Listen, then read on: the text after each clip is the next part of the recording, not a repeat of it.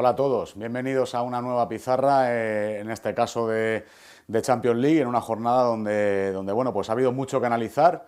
Ha costado, la verdad, decidir por qué partido pues íbamos a enfocar esta pizarra y al final hemos decidido hacer el partido entre el Barcelona y el Slavia de Praga. Yo creo que es un partido que tácticamente es muy enriquecedor porque ese resultado tan sorprendente, ¿no?, en un campo tan complicado como es el Nou Camp, pues al final nos invita a pensar que algo pasó. Es cierto que podemos ver que el Barcelona no hizo su mejor juego, pero también hay que darle un valor extraordinario al planteamiento que el Slavia hizo el otro día en el Nou Camp.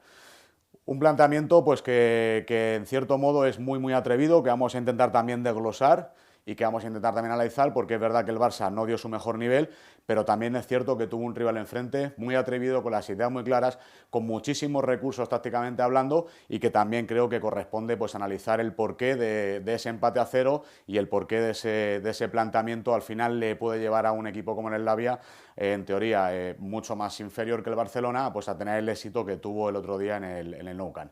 Bueno, pasamos a hacer el análisis. Vemos una alineación tipo de Barcelona, donde la única novedad con respecto al partido del Levante al final era Busquets y Dembélé, jugadores que no entraron y que en este caso sí que entraron en el once inicial. Vemos un sistema tipo con el que siempre juega el equipo de Valverde, 1-4-3-3, en este caso con la referencia de Messi por la ya sabida lesión de Luis Suárez. Con Messi de referencia, el equipo empezó a tener unas dificultades grandes porque cuando Messi estaba demasiado alto, en el centro del campo, en la fase defensiva, había un problema, y es que Vidal y De Jong no estaban pisando área, no estaban llegando.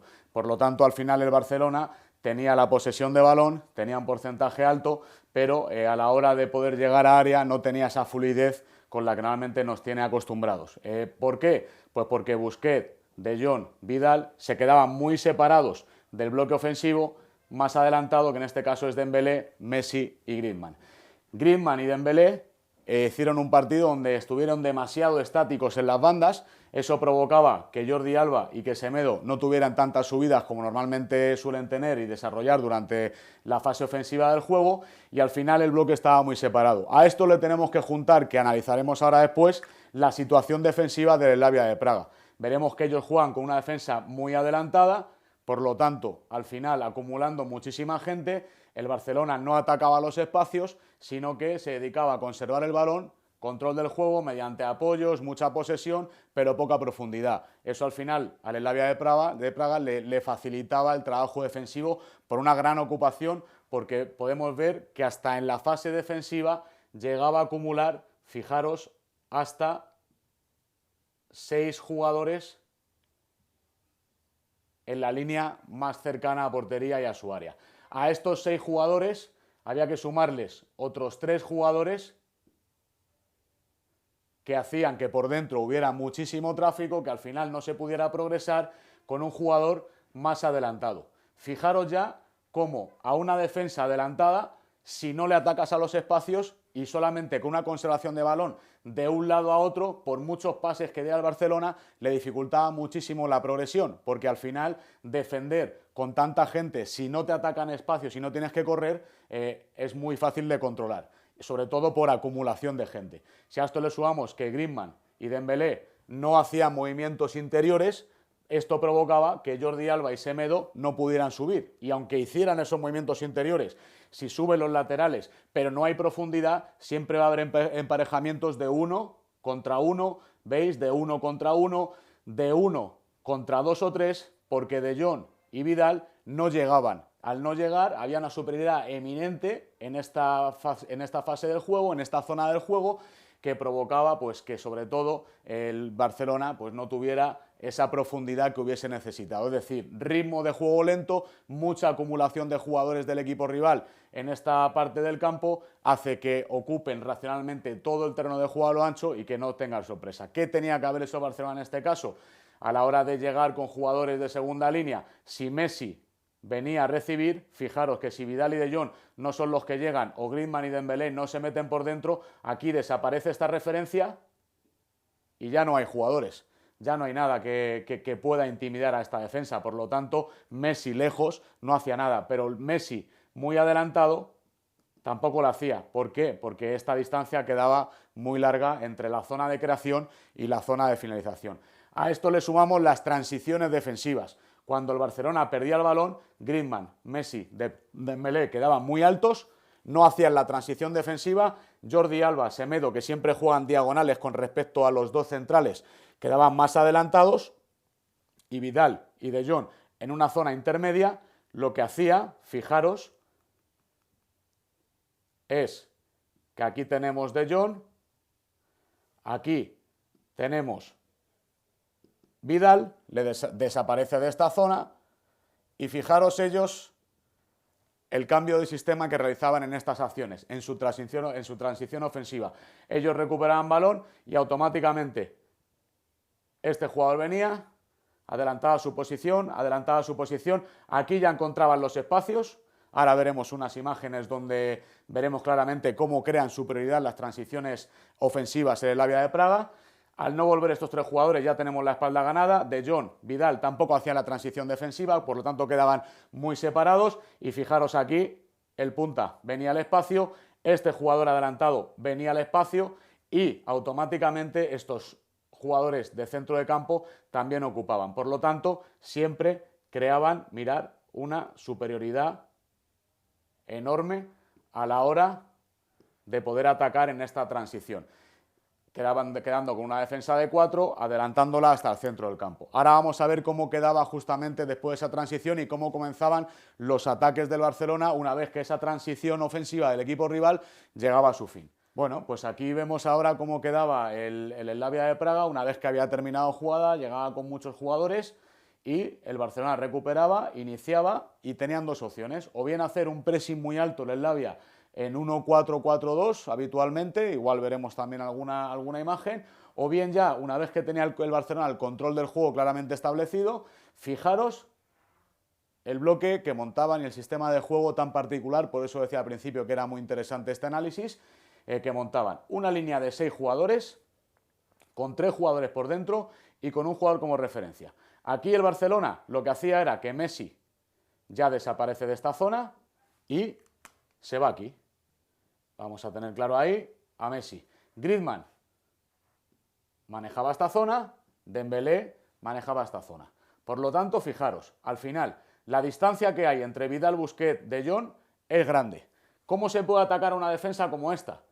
Lógicamente buscando las espaldas, con cambios de ritmo, pero esos cambios de ritmo y de marques de ruptura a la espalda de la defensa no se dieron. El Barcelona se seguía optando por una conservación del balón, por lo tanto, con una ocupación del terreno de juego como la que tenía el Slavia a lo ancho del campo y juntando por dentro para que esta progresión no se pudiera dar, se le atascaba continuamente el Barcelona. Si la jugada pedía que el Slavia replegase más, en esta zona seguían con la misma disposición. El Barcelona tenía muy estático a Griezmann y a Dembélé a esta altura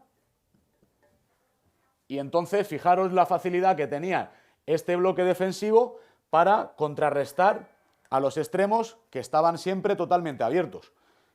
Aquí está uno de los laterales, por lo tanto siempre están en duelo, pero no solamente en duelo de 1 contra 1, sino que también este jugador desaparece y fijaros, también está en cobertura. Si el Barcelona jugaba por dentro con Messi, en esta zona acaban apareciendo a 1, 2, 3, 4, 5 y 6 jugadores, una ocupación por dentro, que igualmente veremos en imagen, que le imposibilita al Barcelona poder terminar jugadas. A partir de ahí, recuperación del Slavia de Praga, transición ofensiva muy rápida, saliendo los laterales muy rápido, los 3 medios incorporándose como un punta, un jugador intermedio y el punta cogiendo posiciones ofensivas, y eso hacía que llegaran a la zona de remate con 6-7 jugadores. Una vez que perdían balón, otra vez vuelta a la transición con todos los jugadores de forma rápida o un pressing tras pérdida, como veremos una imagen muy aclaratoria en el minuto 93, donde el Slavia de Praga tiene un sistema de juego donde está haciendo un pressing total en fase defensiva a esos minutos a un Barcelona que es muy complicado. Por lo tanto, ese atrevimiento del Slavia, ese no ver cómo poder contrarrestar a una defensa como esta en esta fase ofensiva de Barcelona, mediante esa conservación del balón, una circulación muy lenta, hace que imposibilite que se pueda dar el otro día el juego habitual del Barcelona e incluso ocasiones. Es cierto que hay 4 ocasiones, pero son 3 ocasiones muy heladas de Messi, más de forma individual. En la segunda parte, con la entrada de Sergi Roberto, hay una penetración de 1 contra 1 que también es cierto que puede haber acabado en gol, pero son las únicas 3-4 veces que pueden desmontar el trabajo, el entramado defensivo del Slavia de Praga. Eso al final, en resumen, ¿cómo lo podemos hacer? Deficiencia del Barcelona, juego muy lento en la fase ofensiva, muy previsibles, no buscando espaldas ante una defensa en superioridad numérica.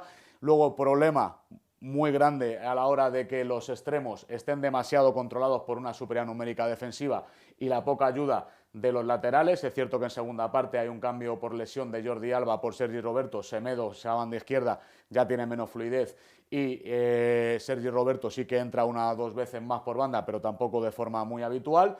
El cambiar a Busquets por Rakitic tampoco cambia absolutamente nada. Y el cambiar a Dembélé por Ansu Fati sí que le da a Ansu Fati jugando por izquierda pues una combinación más alegre con Messi que no se pudo dar con Griezmann.